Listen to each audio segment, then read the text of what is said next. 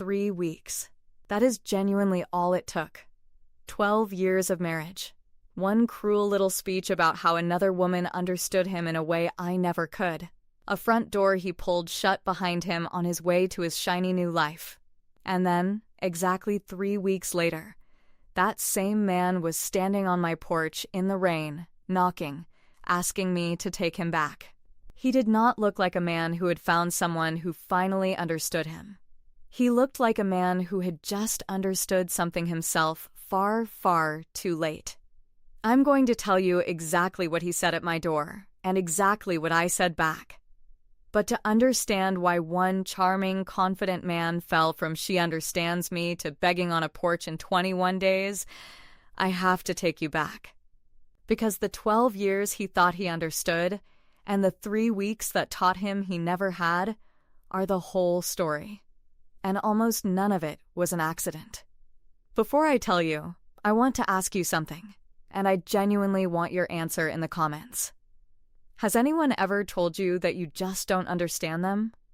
Right before they walked off towards someone who only understood the easy, flattering parts of them? Be honest. Because I heard those exact words after 12 years of being the person who understood every hard, boring, unglamorous part of his life. Tell me in the comments. I read every single one.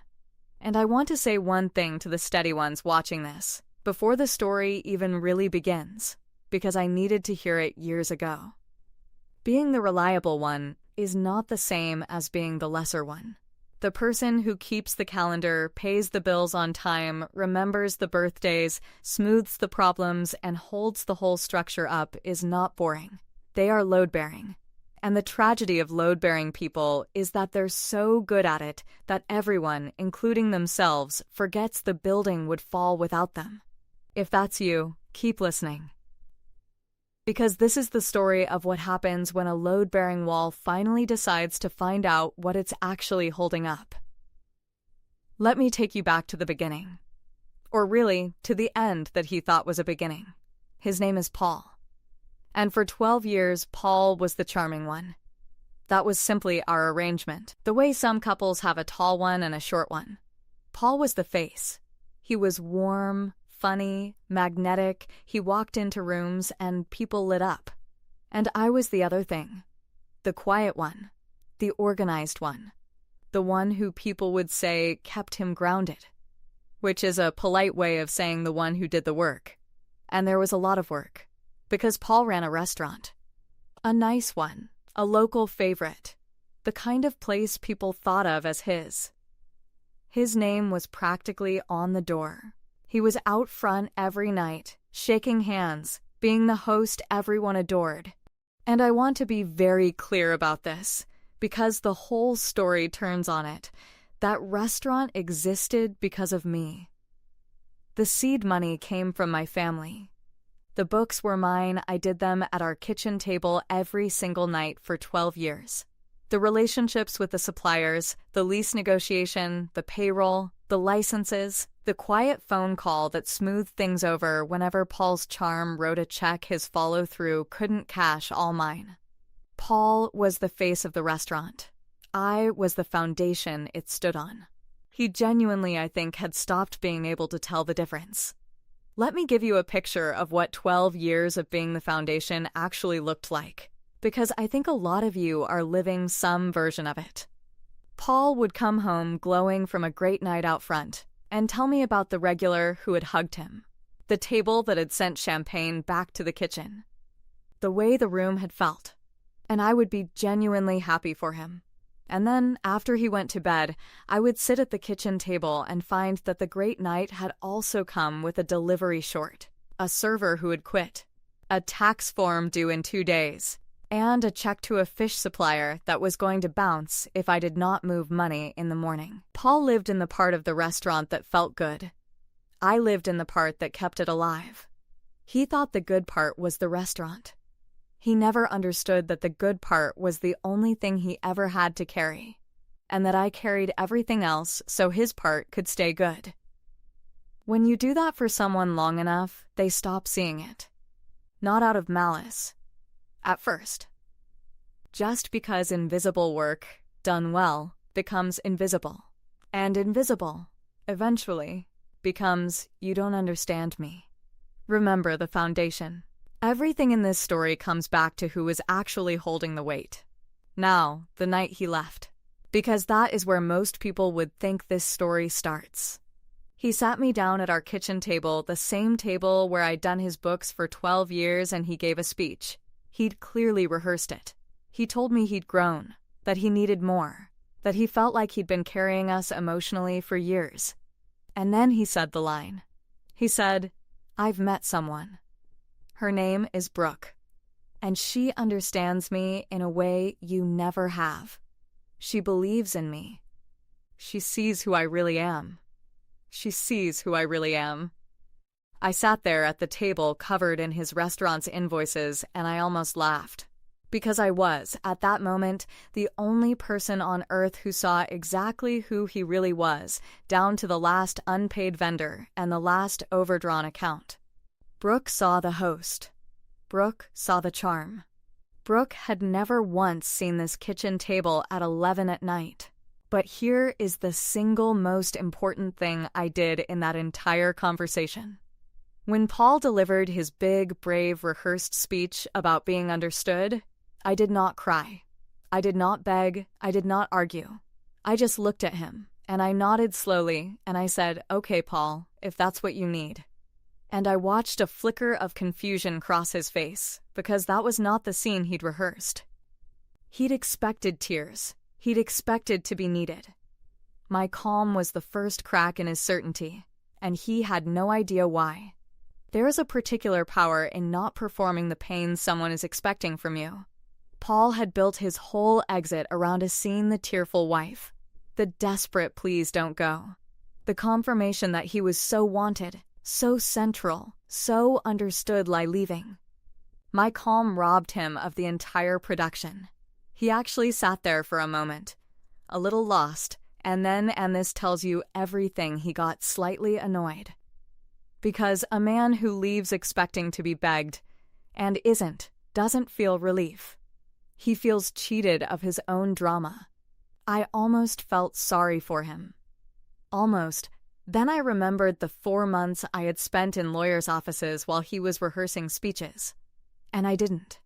He did not know that I was calm, because I had known about Brooke for 4 months. He did not know that my calm was not the calm of a woman in shock. It was the calm of a woman who had already done her homework. If you've ever been the one called the one who doesn't understand the steady one, the one who does the unglamorous work while someone else takes the bows, do me one quick favor before I tell you what those 4 months looked like. Tap like and subscribe to the channel. I'm not asking for nothing. These calm, slow-burn revenge stories get buried by the algorithm unless people actually engage. And your one tap is the only reason the next one reaches a woman who is being told, right now, that she just doesn't get the person she's been quietly carrying. And believe me, what I'd spent those 4 months doing is the reason 3 weeks was all it took. So let me rewind 4 months, to the day I first knew. It wasn't dramatic. It was a dinner reservation in our shared calendar for a restaurant across town on a night Paul told me he was doing inventory. I didn't confront him. Instinct, maybe, or 12 years of learning that the loud move is rarely the smart one. Instead, I got quiet, and I started paying attention. And the more attention I paid, the more I saw not just Brooke, but the shape of what Paul was planning.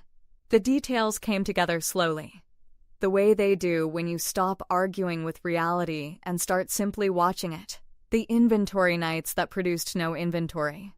The new clothes, the gym, the cologne I had not bought. The way he had started calling the restaurant mine instead of ours a small word. But I noticed it. Because I notice words the way I notice numbers that do not add up. He was rehearsing his independence out loud, weeks before he announced it. And the cruelest little detail, the one that actually steadied my resolve more than it hurt, I found that he had taken Brooke to the restaurant. Our restaurant. The one my family seated and I ran. He had seated his girlfriend at the best table in the business I built, and let her admire the empire he believed was his. I did not cry about that one either. I wrote it down. By then I was writing everything down. Because Paul wasn't just having an affair. Paul was dreaming. In his head, he was going to leave me, keep the restaurant that was his, take his half of everything, and ride off into a brand new life with Brooke, who understood him. There was just one problem with Paul's beautiful plan, and it was a problem he had spent 12 years being too charming to notice. None of it was actually his. Not the restaurant he bragged about, not the lifestyle he wore so well. Not even the calm, well-run life he assumed would simply follow him out the door. None of it was his, because none of it had ever run on him. So I did what I always did. I got organized. Quietly over those 4 months, I went to see a lawyer not to file, not yet, just to understand exactly where I stood. And what she told me changed the temperature of everything. The first thing, the money that started the restaurant was my family's, documented and traceable. The restaurant's ownership and its debts were tangled up in ways that Paul, who had never once done the books, did not remotely understand. He thought he owned a thriving business. What he actually stood inside of was a structure I had built, financed in part by my family, and held together with my management. In a divorce. The man who thought he'd walk away with his restaurant was going to discover how little of it was ever his to walk away with. The second thing, I was, by every document that mattered, the financial and operational backbone of our entire life. The house had significant ties to my family. The savings were the savings, because I managed them. Even Paul's personal financial reputation, the good credit, the smooth relationships with the bank existed because I had spent 12 years quietly maintaining it. He was about to leave the one person who made his life run, and he genuinely believed he was leaving dead weight. I need you to sit with how strange that is for a second, because it is the heart of the whole thing. Paul was not a stupid man. He was a smart, charming, capable man. And he had managed to convince himself over 12 years that the person doing the hardest, most essential work in his life was the person contributing the least to it. That is not stupidity. That is the specific blindness that comes from being carried so smoothly that you forget you are being carried. The smoother the work, the more invisible the worker. I had been so good at holding up his life that he had concluded his life held itself up. There is a lesson in there about being too competent for the wrong person, and I have thought about it a great deal since. And the third thing my lawyer told me, the thing I held on to, she said quietly. She said, most people in your position fall apart when they're left. They beg, they fight, they make it a war. You haven't. You've spent these months getting ready instead of getting even. And readiness, when the day comes, will look a great deal like getting even, except you'll never have had to raise your voice. She told me something else that day that I want to pass to you, because it reframed how I carried the whole thing. She said, you keep apologizing to me for not being angrier. Don't. Anger is what people reach for when they feel powerless. You are not powerless. You have records. You have family backing. You have a clear head, and you have time. People who have those 4 things don't need to scream. Screaming is for people who have nothing else. I think about that a lot. The loudest person in a conflict is very often the one with the weakest hand. I had a strong hand, so I could afford to be quiet, and being quiet kept my hand strong. So I got ready. I made sure my family's contribution to the business was airtight and documented. I made sure the house was protected. I went to see a second professional, too, an accountant. And together we walked through 12 years of records until every dollar told its true story, which dollars were my family's, which were the businesses, which were the careful fictions Paul told himself about his own success. It is a strange thing to audit your own marriage like a stranger. But my father had taught me, long ago that the kindest thing facts can do for you is to be organized before you need them. So I organized them, and I closed the folder, and I waited for a man to hand me the moment by walking out a door he was sure he owned. And then he gave his speech at the kitchen table. And I nodded, and I said, "Okay, Paul." And he left to go be understood. Here is what Paul walked into, and this is where 3 weeks is all it took. Week 1. Paul moved in with Brooke, into the apartment that he'd told her would just be temporary until the divorce settles and we get the house. He was glowing, I heard. Free, understood. He told people he'd finally chosen happiness. What he had not yet realized was that the divorce was not going to go the way he'd assumed, because his lawyer had just received my lawyer's first letter, the one with the documentation attached. The restaurant he thought was his. The family money. The house. Paul read that letter and, for the first time, felt the floor he'd been standing on for 12 years turn out to be a floor I owned. I would have given a great deal to see his face reading it. Though I didn't need to, I could picture it perfectly after 12 years. The letter wasn't cruel. It wasn't even pointed. It was simply true, attached to documentation, laid out the way I lay out everything. Clearly, completely, impossible to argue with. The restaurant's real ownership structure, my family's documented investment, the home's ties, the savings and who had built them. Paul had spent the drive to Brooke's apartment imagining a negotiation between two equal partners splitting a shared empire. The letter informed him, gently and in full, that he had never been negotiating from where he thought he stood. He called me that night, the charm cracking at the edges, and asked if we really needed lawyers for this. I told him kindly that I'd offered him a partnership for 12 years and he'd called it not understanding him, so yes, now we needed lawyers. Week 2. The restaurant began to wobble, because it turned out that all the boring, invisible things I did, the supplier relationships, the payroll run on time, the licenses kept current. The quiet calls that fixed Paul's overpromises, those things did not do themselves. They had never done themselves. Within 10 days of my stepping back, a supplier was unpaid, a payroll was late, and a problem that I would have smoothed over with a phone call instead became a small public mess, because Paul had charm but no follow-through, and charm does not pay an invoice. The face of the restaurant discovered, in real time, that he had lost its foundation. And here is the thing about a foundation. No one applauds it, but everyone feels it go.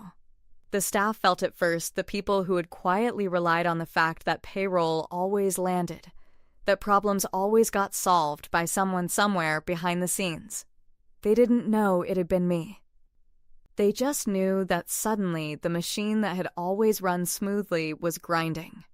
A long-time supplier, unpaid and unsmoothed, simply stopped delivering. A regular event got double-booked because no one was keeping the calendar I had always kept. None of these were catastrophes on their own. But they were the small, constant, invisible catches I had made 10 times a day for 12 years. And now no one was catching them, and they were piling up at the speed of an avalanche.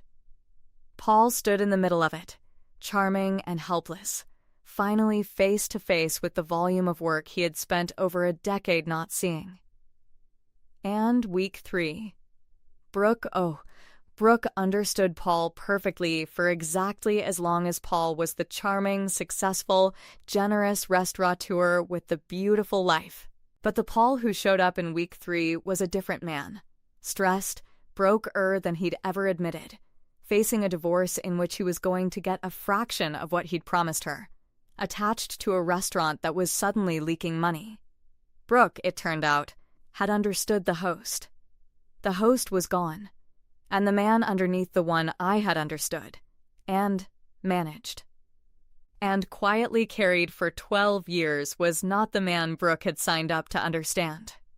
She was, I later heard, already pulling away by the end of that 3rd week.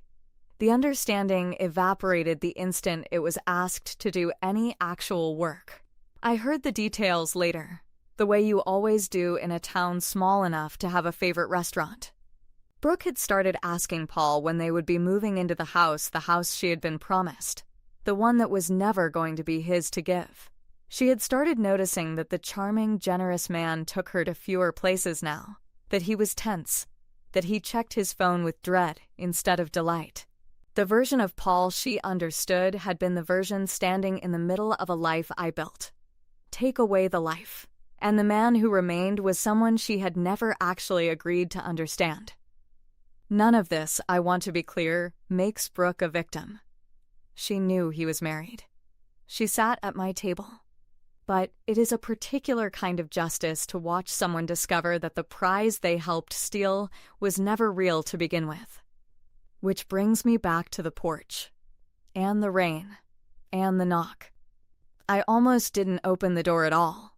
I saw him through the window, first standing under the porch light in the rain, no umbrella, shoulders down, that famous easy confidence completely gone. For a moment I just looked at him, this stranger who had been my husband for 12 years, and I felt the strangest calm. Not anger, not even hurt by then. Just a clear, quiet sense of a circle closing.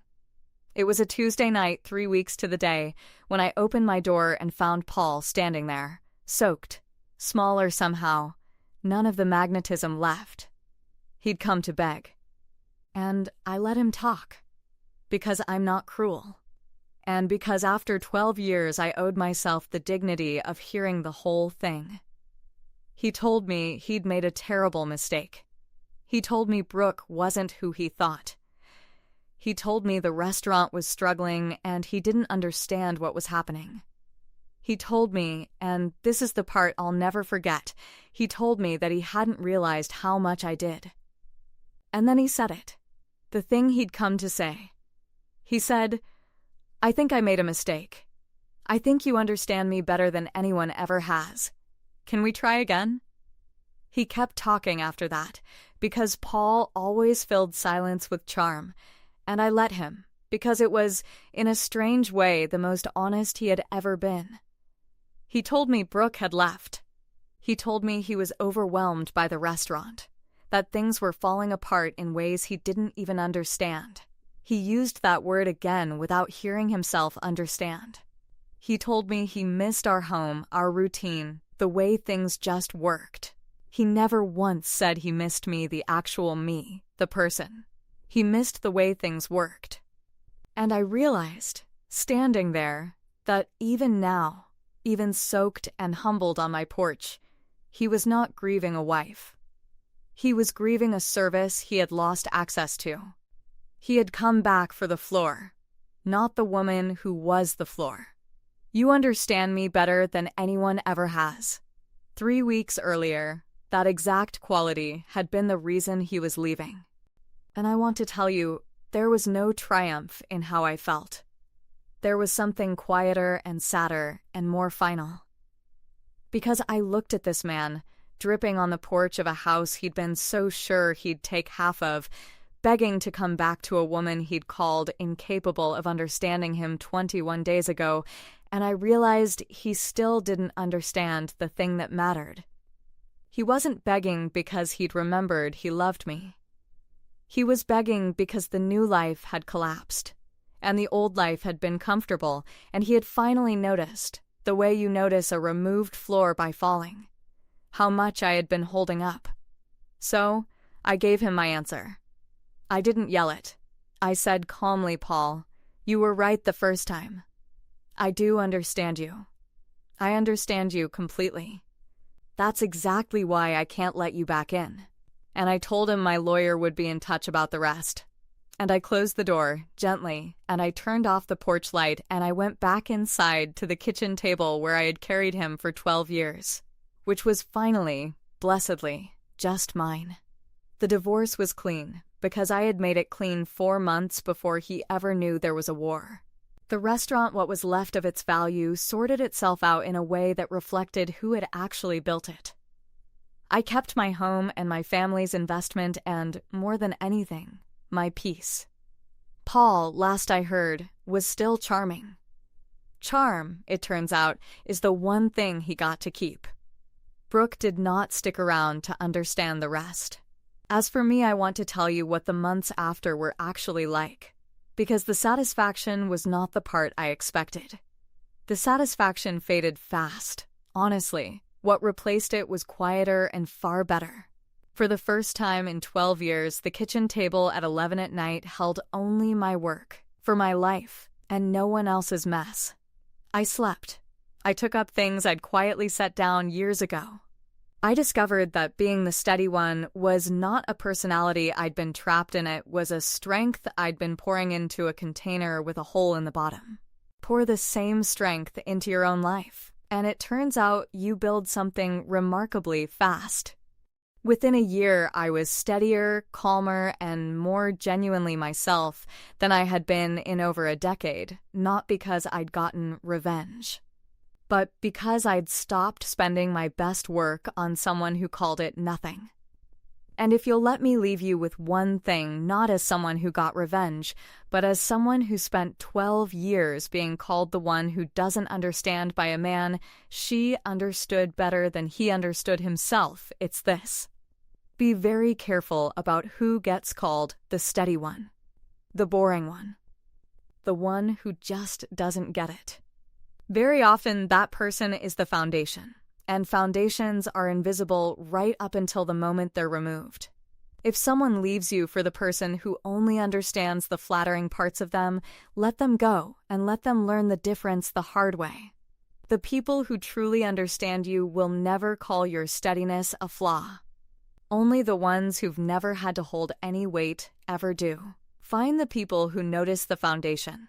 They're rare, and they're worth more than all the charm in the world. And if you are the foundation in your own home tonight, doing the quiet work no one claps for, I see you. Your steadiness is not the boring part of you. It is the strongest part of you. Never let anyone convince you to apologize for it, and never pour it into someone who calls it nothing. There's one more thing, though. About 2 months after the divorce was final, long after Brooke was gone and Paul had stopped knocking, I got a call from one of the restaurant's old suppliers, who wanted to tell me something he'd never felt right saying while Paul and I were still married. Something about where some of Paul's charm had really been going. For years, long before Brooke. What he told me, and what I did with it, is a story entirely its own. And it might just be the most satisfying one yet. It's right there on your screen. You are going to want to see how that one ends.